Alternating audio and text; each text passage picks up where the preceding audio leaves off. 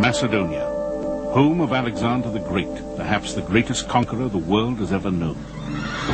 Though scorned by ancient Greeks as barbarians and long neglected by scholars, the ancient Macedonians are now being recognized as a people of wealth and sophistication. Their royal tombs have yielded staggering works of art, gold and silver, and enduring riddles about the genius behind Alexander's greatness. But to the people of Athens, the setting for Greece's golden age, the Macedonians who produced Alexander were not Greek at all.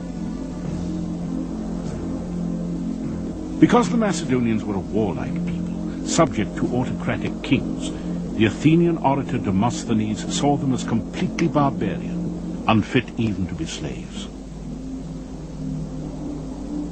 The rise of the Macedonians was once viewed by historians as a depressing postscript to the glory that was Greece. Historian Eugene Borza has specialized in the culture of ancient Macedon.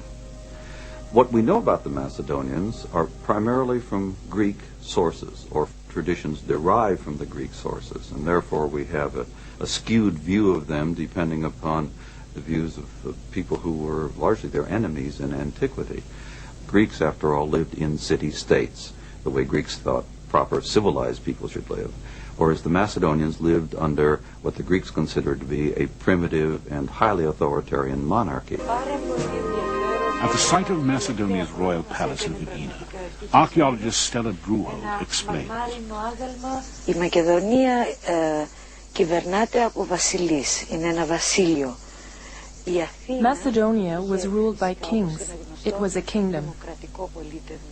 Athens had democracy, a great achievement of the Greek civilization. Demosthenes defended democracy versus monarchy, the Macedonian political system.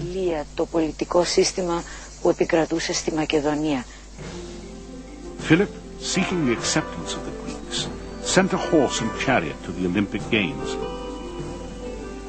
and invited the great poets and scholars of Greece, such as Aristotle, to the Macedonian capital at Pella. But the Greeks, influenced by the orator Demosthenes, continued to see Philip as a tyrant, a hard-drinking lecher, and a barbarian who had no right to claim the mantle of Greece. From his Olympian kingdom, stung by rejection, Philip would bring the disrespectful Greeks to bay. Through force of arms, Philip united the Macedonian kingdom and defeated neighboring tribes to the north and east. His infantry took up a revolutionary weapon, the sarissa. This spear, nearly twice as long as the Greek spears, kept the enemy almost hopelessly at bay.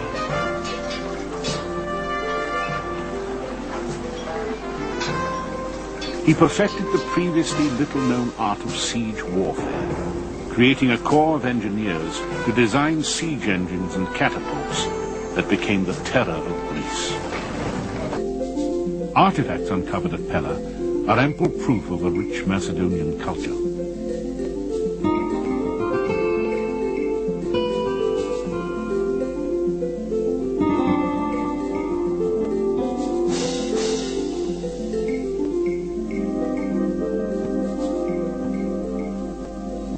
Excavations by our colleagues in Greece have brought to light sufficient examples of an exquisite taste in art that suggests that these Macedonians were not a race of barbarians as Demosthenes and other Greeks had charged. Eugene Borza believes historians of Alexander and his world conquest have obscured the culture of the Macedonians. For Borza, the truly heroic figure of Macedonian history, by far a better example of its greatness, was the father of Alexander, Philip II. Undoubtedly, Alexander was young and impetuous and brilliant, and perhaps, along with Napoleon, the greatest military genius of all times. But he was not a thinker and a planner as Philip was. Philip had enormous diplomatic as well as military skills and was a leader of men in a way that perhaps Alexander was not. The most significant Macedonian artifacts yet found are in the village of Vergina, some 30 miles north of Mount Olympus in northern Greece. Archaeologists now believe this to be the ancient city of Aegae. Here in 1977, a team led by acclaimed Greek archaeologist Manolis Andronikos found a tomb apparently undisturbed since the 4th century BC. It was the first intact Macedonian burial ever found. Archaeologist Stella Druho, now director of the Vergina site, assisted Andronikos during his momentous excavation. Στο σημείο να ανοίξουμε τον τάφο ήταν για μας και σαν αρχαιολόγοι και σαν We got to the point of opening the tomb. It was an impressive experience for us as archaeologists and as human beings. We had to be calm and accept what we found. When we entered the tomb, we stopped thinking as scientists, but felt as humans the deep connection between ancient times and our own. Που μπαίνει σε έναν χώρο από τα παλιά χρόνια, συνδέει το χρόνο, τον παλιό χρόνο με τον νέο. As Manolis Andronikos and his team scrambled through a hole made above the marble doors, they saw a room brimming with treasure. A gilded quiver leaned up against the marble doors. Behind it lay 74 arrowheads and decomposed wooden shafts. Exquisitely made bronze and silver vessels.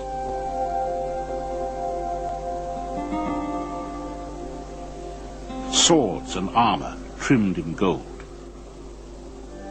A crested helmet of the style worn in Philip and Alexander's military campaigns. And scattered bits of gold, leather and ivory that after 5 years of painstaking reconstruction would prove to be a beautiful ceremonial shield. But the best was yet to come. Against one wall was a solid gold casket bearing the emblem of the Macedonian royal house, a sunburst. Inside were the bones of royalty. Nearby, an exquisite gold foil wreath, the heaviest ever discovered. Some of its 313 golden oak leaves showed signs of scorching. Perhaps it was a crown for the monarch during his cremation.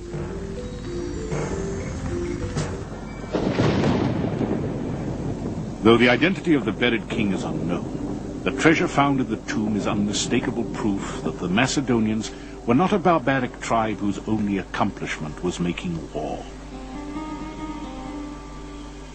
Whether done by indigenous Macedonian craftsmen or by Greeks and others working in Macedonia or imported from elsewhere, there's nothing else quite like it anywhere in the ancient world.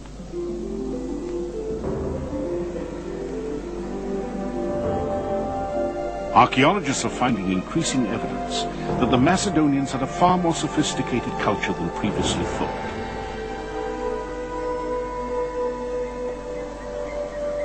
But they are also exposing a civilization beset by tragedy. But Alexander would take his father's place as the immortalized conqueror of the world. Alexander would never return to his native Macedonia. Having completed his conquest, he died in Babylon at the age of 32. His mysterious death came after a long bout of alcoholic revelry. Some have suggested he was poisoned. In the meantime, his campaign had exhausted the resources of his people. Macedonia would fall prey to waves of political corruption and intrigue. Its golden age was over. Ironically, Alexander, regarded by many Greeks as barbaric, would be the means by which Greek culture would spread throughout the world. He would establish cities bearing his name, many to become centers of learning where Greek civilization would be kept alive, overshadowing the culture of Macedonia.